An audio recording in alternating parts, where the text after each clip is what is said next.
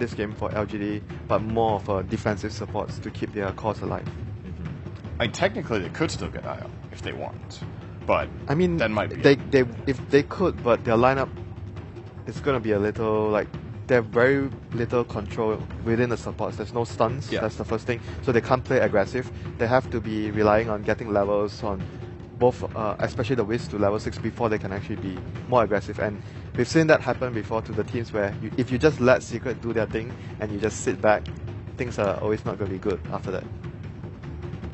Yeah, they really don't have good control for the Clockwork right now. I mean, I think that LGD had a lot of trouble in the laning phase last game, shutting down the Shadow Fiend, shutting down the Darkseer, and I mean, Secret did kind of shore up their defenses by having the supports not in the safe lane, which is one of the reasons why I think giving Secret Queen of Pain is very difficult, just because you not only do you lose that lane, you lose the other lane just because they can leave Queen of Pain alone. Right. So I thought that they might try and concentrate more on the laning phase this game. Leshrac is really good, but Dazzle's a much more defensive support. Can't really gank mid for Leshrac. Can't really zone out the Clockwork terribly well. Okay. Enchantress coming out for Secret. What do you make of that? It's similar to what they did earlier. I think they ran a Chen versus a Leshrac in the mid lane, and it's an underhanded matchup for the Leshrac. I forgot which team exactly ran it, but I'm pretty sure it was Secret, and they just constantly gank the Leshrac. Yeah. And Dazzle can only do so much. He can only grave once in a while, and it's a very short range, and oftentimes with a very dominant mid like Queen of Pain, you want to be able to kill that mid, or else you're wasting so much of the potential of the hero, and often you can get 2 kills on that. And if you look at their lineup and you think about how the early game is going to pan out, Enchantress is going to be looking to gank, and Dazzle, you're going to be holding a teleport scroll. Like, anytime middle is in trouble, you want to TP over, but if you look at the heroes they have poison, and Enchantress creeps can last for a long time, so the Grave might not necessarily mean that the Leshrac is going to be safe for sure. Whenever I see an Enchantress, I always consider the option of running an aggressive dual lane with a roaming support and Enchantress. And then, if you look at Secret's lineup, if they were to do that and they expect it to be a core Shaker, they would play Clock versus Shaker, which I think is a favorable matchup for Clock, by quite a bit actually, if he plays it well. And Zai is a very adept Clock player. And then the off lane they could put would be an aggressive dual lane with Gyro plus the roaming Enchantress threat of Puppey. And I think in the super early game, Enchantress actually matches up really well against Dazzle, because Dazzle is about sustaining multiple heroes at once with the Shadow Wave, and the Enchantress can just keep taking creeps and just draining all his mana with either a mana burn creep first off, or just getting multiple creeps and just keep running them in and harassing a lot and putting pressure on the AM that way. I think it's really good in theory, but the problem is LGD can just sit at their jungle at the start, and their level 1 is like really, really strong. And that's Puppey doesn't have to start in the enemy jungle. Yeah. You can start in his own and then smoke up there after like getting 2 creeps. It takes 30 seconds and then you can go. Do you think Witch Doctor would be good for that matter with the Ange roaming, or the Witch Doctor plus Gyro together on the off lane? Do you think that could actually work? they don't have any solution for the anti-mage, I would say, like no disables. No So Lion would probably be better in that sense. That makes their lane pretty weak. Okay, this is now like they could still be aggressing with this actually. This is like the greediest possible pickup they can have here in this situation. They have both the supports that want to farm a lot. Like, obviously Enchantress can gank early, but she can choose to farm as well.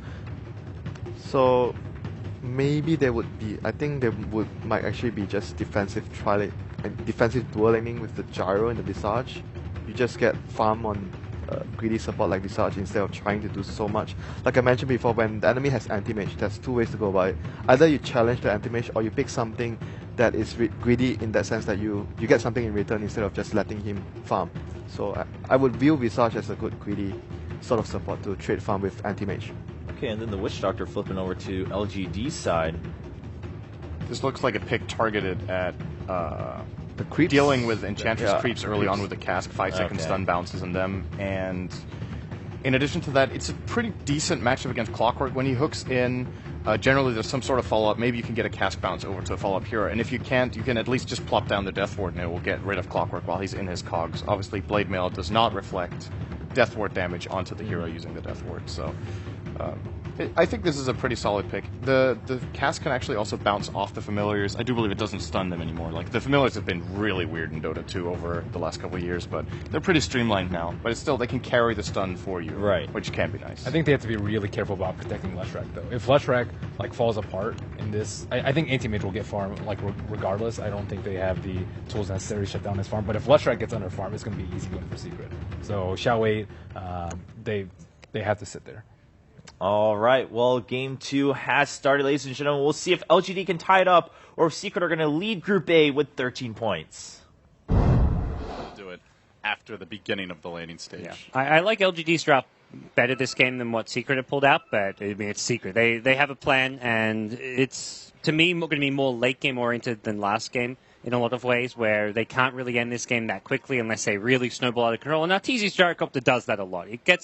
It finds tons of kills, then just gets completely out of control if he can move around the map. But they haven't really got... I guess Clockwork's going to be the hero to kind of pair up with him and lead the way with those hookshot initiations. So could see Secret with a quick win here, but I just don't think it's likely. I think this one is going to be going to the late game, and Secret are trying to pick heroes that they feel can maybe handle the Anti-Mage in a late game setting. Well, let's see if that's the case. Welcome in everybody from the live stream, and thanks for tuning in to everybody on Dota TV. It's LGD versus Secret. Game number 2. Secret, with the win here, would catapult themselves into a very decisive first place in Group A. They'd have 13 points, and maybe not 100% mathematically guaranteed, but very likely to take the group, and with that have their choice of opponent in the winner's bracket round 1 at the main event in Key Arena. It's the International 2015, day 3 of the group stage. Today is where so much is decided for many of the teams, a lot on the line, and with that, the bounty runes spawn, S4 grabs one, maybe the other, and we get ourselves underway with what promises to be a really exciting matchup. Yeah, game 1 delivered. 30 minutes of back and forth, just nail-biting Dota as far as who was going to take it, and everything just kind of blew up for LGD in the span of about 2 minutes' time, but we'll see if they can remain composed here going into game 2. They've gone for the anti-mage, they've also been given Leshrac, and this is going to be... I'm trying to talk about slightly LGD favored draft perhaps, but it's going to come down so much to the early game rotations and pressure that Puppey can put out on Enchantress.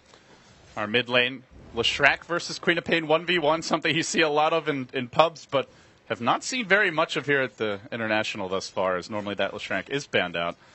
And oftentimes the Queen of Pain even ends up in the side lane here for a lot of teams. It will be the off-lane shaker for Yao. He'll try to get his early levels. Bakuro focusing on the zoning here. Zai also trying to get his own experience, but having a slightly easier time of it. Both heroes just blocking the creep waves back early. You see the fissure comes out. They're going to do whatever they can to just get those early levels, but the X factor, as we talked about during the draft guides, it's really going to be Puppey on the Enchantress. Very defensive draft for LGD because of the cores as well as the types of supports they've picked, which allows Secret to get away with an Enchantress, and even with a slightly greedier support in Kuroki's Visage, who later on normally is going to be given a lot of farm priority. Yeah. Defensive, but very much complements the anti-mage pick, and we're going to see... It's a trade-off. You let Secret have their jungle, you let them have a greedier 4-position support or 5-position, but you make up for it or look to with the anti-mage. Yeah, I wouldn't be surprised. Mid lane, S4, solo killed by maybe, just got stunned. He started with the level 1 stun, and he threw it from the high ground and just started chipping away with auto attacks.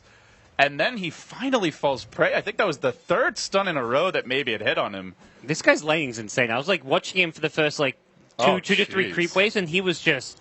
His last hitting and harass on the S4 was nuts. We saw this versus Mushi as well. Now, if I recall correctly, that was a more disadvantaged matchup for... No, actually, it was Razor versus Queen of Pain versus Fnatic, where S4 died twice solo. Normally, S4 is known for doing very well in the laning stage, but maybe catching him all completely off guard, and not only with the first Blood Gods. He's 11-2.